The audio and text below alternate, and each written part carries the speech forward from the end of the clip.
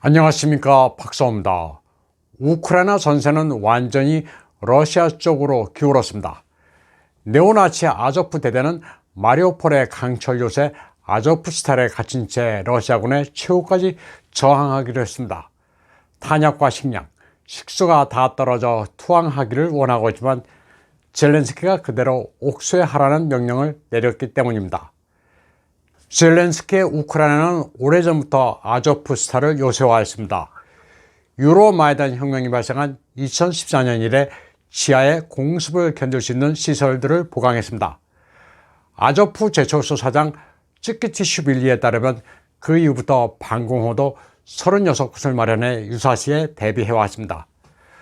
언젠가는 러시아와 전쟁을 벌일 것으로 예상하고 준비해온 겁니다.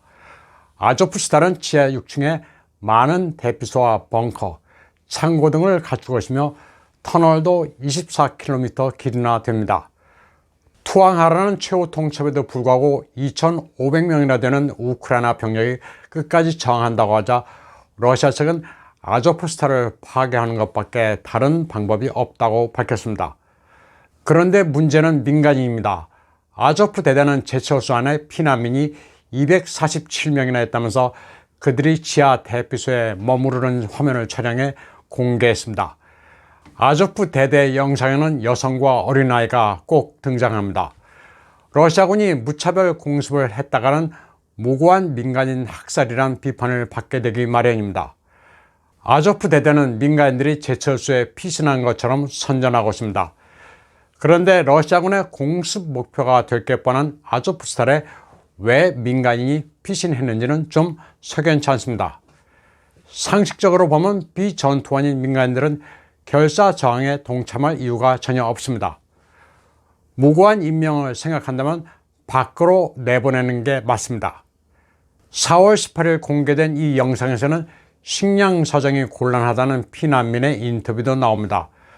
처음 아조프스탈에 왔을 때는 1년치 식량이 있다는 말을 들었는데 어느새 말이 바뀌어 한 달치밖에 없다. 지금은 모르겠다고 말합니다. 이 영상은 아조프 대대가 공개한 것인데 진짜로 난민이 안에 있는지 여부는 확인된 바 없습니다. 러시아군의 공습으로 아조프스탈에서는 부분적으로 지하에 화재도 발생한 것으로 전해졌습니다. 마리오폴에서는 러시아군이 난민들에게 인도적입니다. 주민들이 러시아군 보병 전투차에 챙겨온 물건을 싣고 안전지대로 대피하는 모습도 보입니다.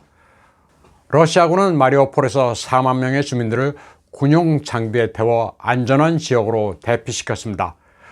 우크라이나는 지옥으로 변했습니다. 모두 무능하고 무책임한 젤렌스키 때문입니다. 아무런 대책도 없이 러시아군에 포위된 군과 민간인들에게 끝까지 싸우라는 말만 반복하고 있습니다. 이런 가운데 러시아 국방부는 다시 긴급 성명을 발표했습니다. 다시 아조프 대대 투항 시간을 부여했습니다. 러시아 국방운용센터 국장 미하일 미진체프는 모스크바 시간으로 4월 19일 12시를 기해 러시아군은 군사행동을 멈출 것이라면서 14시에서 16시까지 무기를 버리고 밖으로 나오라고 말했습니다.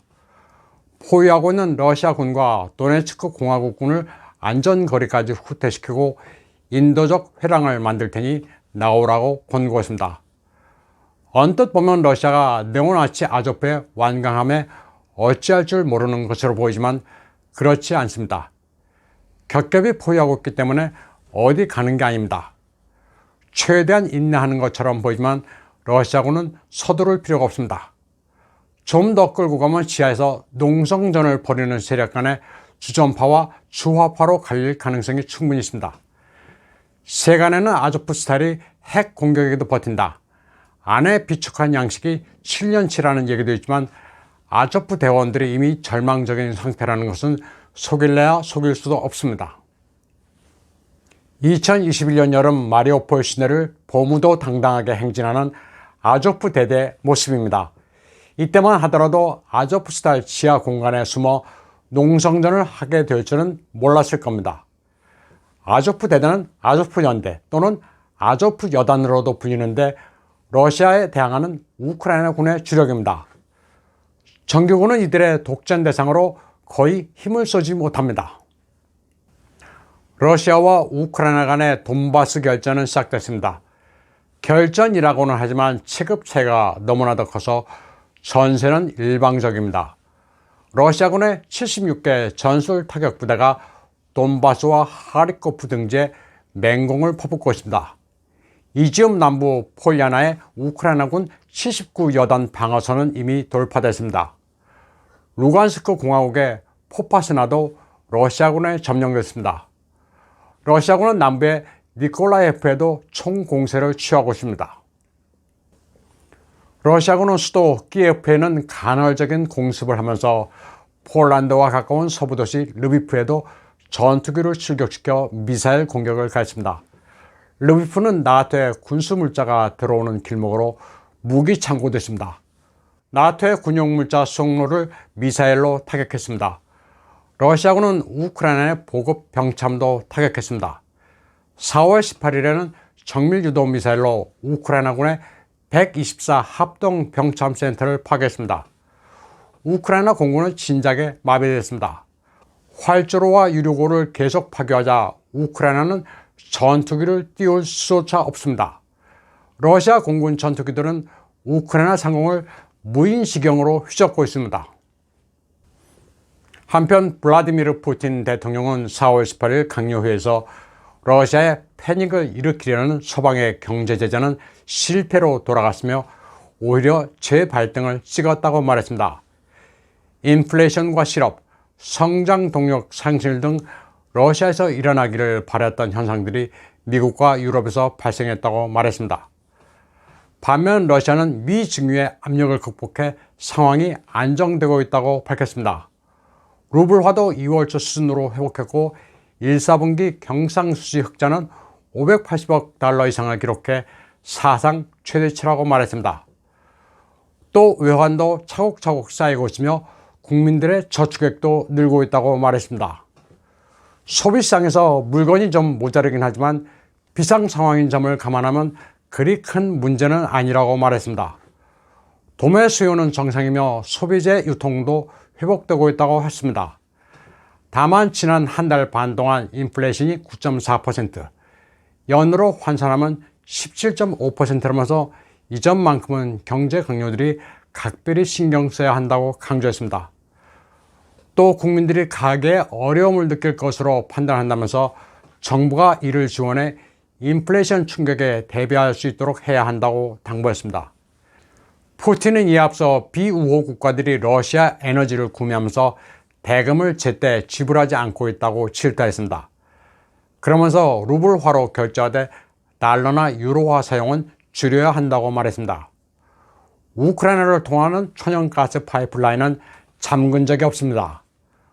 우크라이나의 경우 원유의 대부분을 현재 적국인 러시아, 벨라루시에 의존하고 있습니다. 러시아로부터 27.88%, 벨라루시로부터 34.54%의 원유를 들여옵니다.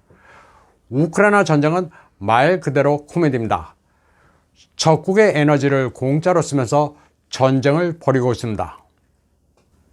젤렌스키는 CNN과의 인터뷰에서 우크라이나는 러시아와 앞으로 10년은 싸울 작정이라고 말했습니다. 국민들이 어떻게 되든 말든 전쟁을 멈출 의사가 없다는 것을 드러냈습니다.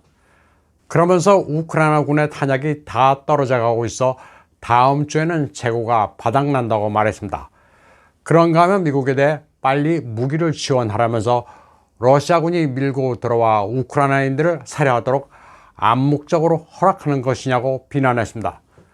그는 또 느닷없이 바이든을 키예프로 불렀습니다.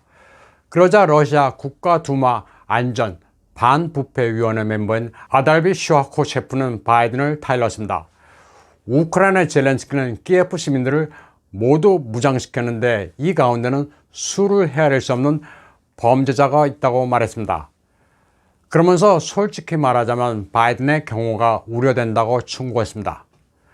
바이든에게 겁을 준 건데 그 영향 때문인지는 모르겠지만 백악관은 바이든의 우크라이나 방문 계획은 없다고 발표했습니다. 바이든을 불러 우크라이나의 사기를 높이려 한 건데 실패로 돌아갔습니다. 그러자 이번에는 프랑스의 마크롱에게 키예프에 와서 우크라이나의 참상을 느껴보라고 말했습니다. 당연히 마크롱은 갈 이유가 없습니다. 대통령 선거 결선이 코앞인 마당에 키예프에 오라는 것은 황당한 소리입니다. 이런 젤렌스키를 두고 훌륭한 대통령이다, 감동적이다, 적극 지지한다는 사람들도 있습니다. 개인 취향인 것 같은데 이유는 잘 모르겠습니다. 오늘 방송은 여기까지 하겠습니다. 시청해주신 여러분 감사합니다.